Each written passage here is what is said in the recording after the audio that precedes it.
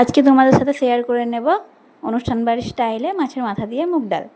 তো আমি আগে প্রথমে মুগ ডাল ও তেজপাতা শুকনো খোলায় ভেজে নেব, তারপর মুগ ডালটাকে ধুয়ে আমি সেদ্ধ করে নেব। আর এইদিকে মাছটাকে আমি ভেজে নেব।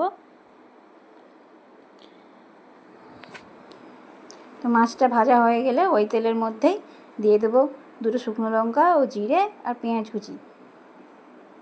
পেঁয়াজটা একটু সামান্য ভাজা ভাজা হয়ে গেলে দিয়ে দেবো এখানে আদা রসুন ও কাঁচা লঙ্কা পেস্ট, সামান্য হলুদ গুঁড়ো ও কাশ্মীরি লঙ্কা গুঁড়ো দিয়ে এটাকে ভালো করে একটু কষিয়ে নিয়ে দিয়ে দেবো মাছের মাথাগুলো। তারপর এটাকে ভালো করে কষিয়ে নিয়ে দিয়ে দেবো সেদ্ধ করে রাখা ডাল,